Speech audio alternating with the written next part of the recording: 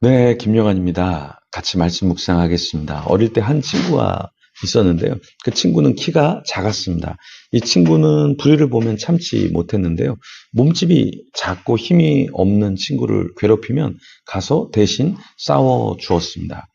때로 키가 작아 맞기도 했지만 다시 쉬는 시간에 가서요. 그 괴롭히던 친구를 불러내서 다시 싸우고 다시 또 찾아가서 괴롭히지 말라고 이야기하면서 싸웠던 친구였습니다.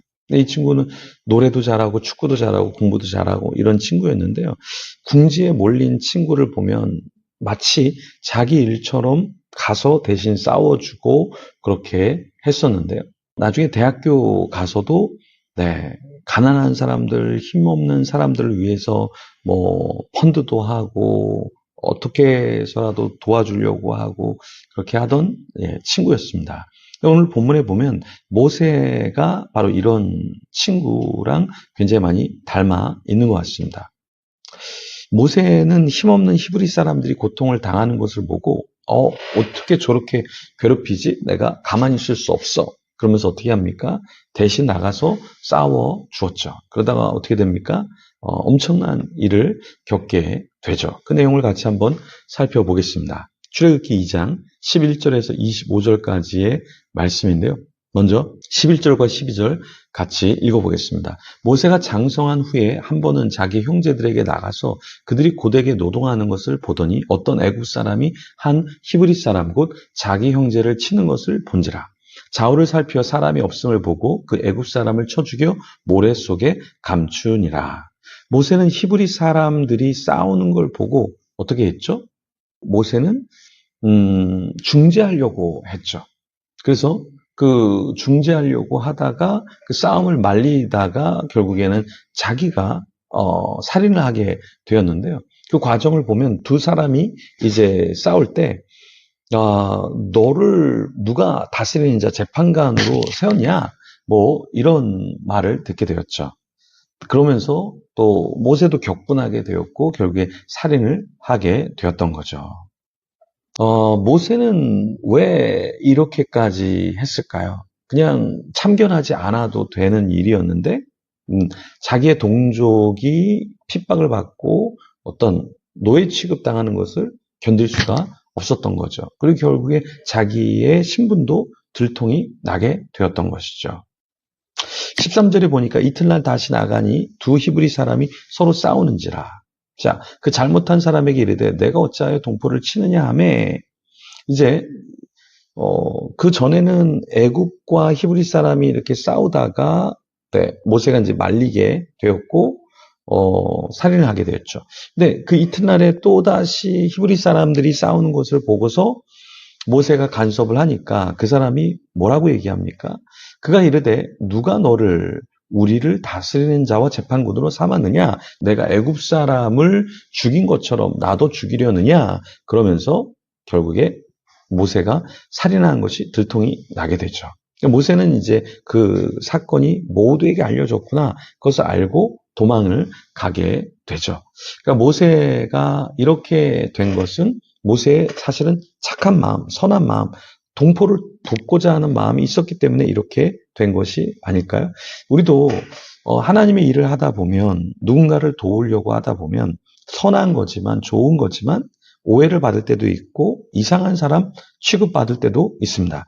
근데 여러분 여기서 멈추면 안 된다. 누가 나를 뭐라고 하니까, 누가 나를 핀잔을 주니까, 누가 나를 인정해 주지 않으니까 나 그만둘 거야. 안 할 거야. 왜 내가 그런 취급을 받아야 돼? 이렇게 생각하는 분들이 교회마다 의외로 많습니다.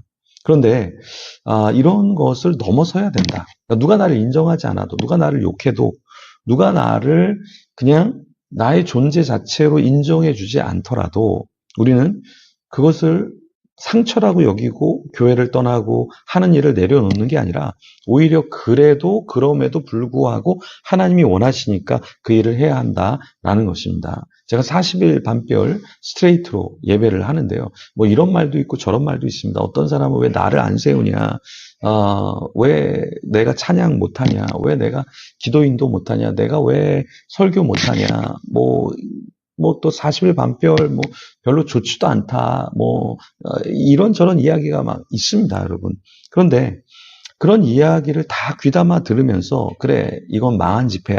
그래 이건 실패한 집회야. 그래 이거는 사람들이 싫어하는 집회야. 야 그만둬. 이렇게 하면 예배를 드릴 수 있을까요? 풍문교회도 마찬가지입니다. 풍문교회 개척되어졌고 개척되어지는 과정이 있어요. 그런데 뭐가 약하다, 뭐가 뭐 없다, 뭐 이렇다 저렇다, 뭐 많은 말을 하죠. 근데 여러분 그 말을 다 듣고 그 말대로 하잖아요? 교회가 어떻게 될까요? 네, 교회가 잘 될까요? 잘 될 수 있겠죠. 근데 안 될 수도 있습니다. 네. 하나님의 부르심에 따라서 가야 할 길을 가는 것이고, 그 길이 한 번에 다 가면 너무나 좋지만, 과정 중에 있다라는 거예요. 니체가 이런 말을 했습니다. 우리는 행복할 수 없는 이유가 행복을 결과로 보기 때문에 그렇다. 그런데 사실 행복은 과정이다. 무슨 말입니까?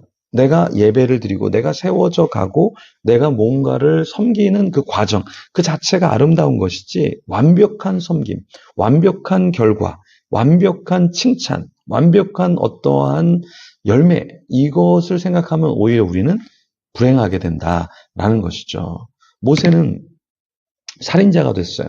그러면 모세는 이제 더 이상 일 안 해야 되죠. 하나님을 위해서 일 안 해야 되고 신앙을 버려야 되잖아요. 근데 하나님은 다시 모세가 80세가 되었을 때 다시 부르시잖아요. 근데 모세는 그때 하나님의 부르심을 밀어내지만 결국에 순복하고 이스라엘을 구출하는 그런 리더로, 지도자로 서게 되죠. 우리도 마찬가지입니다. 내가 이거 하면 할수록 재정적인 손해예요.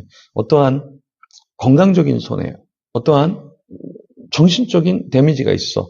그렇더라도 우리는 우리에게 주어진 일을 감당해야 한다. 그러니까 모세는 왕자의 자리를 누릴 수가 있었죠. 그렇죠? 그런데 왕자의 자리를 놓치게 되었죠. 왜요? 돕다가 그렇게 하게 된 거죠. 근데 우리도 뭔가 일을 하다 보면 놓치는 것도 있고 또 피곤한 것도 있고 또 절망하게 되는 것도 있죠. 그렇지만 우리가 이 베드로전서 4장 11절의 말씀을 기억해야 합니다. 만일 누가 말하려면 하나님의 말씀을 하는 것 같이 하고 누가 봉사하려면 하나님이 공급하시는 힘으로 하는 것 같이 하라. 이는 범사에 예수 그리스도로 말미암아 영광을 받으시게 하려 함이니 그에게 영광과 권능이 세세에 무궁토록 있느니라. 아멘. 누구에게 영광과 권세가 권능이 있게 하려고 우리가 섬기는 거죠? 하나님에게 영광, 권능, 그것이 세세토록 있게 하기 위해서 우리가 발버둥 치는 것이죠. 우리 자신이 아니라 하나님의 역사를 위해서 우리가 이렇게 해야 한다라는 것입니다. 그러니까 모세는 자신의 일을 위해서 자기가 그렇게 한 것이 아니라 동족을 위해서 그렇게 했죠. 그리고 나중에 나아가서는 하나님의 부르심에 합당한 일을 하기 위해서 노년에 자기가 다시 섬김의 자리로 서게 되죠. 나는 나이가 많아. 나는 할 수 있는 게 없어. 젊은 사람들이 해야지. 그런 말 하지 마시고요.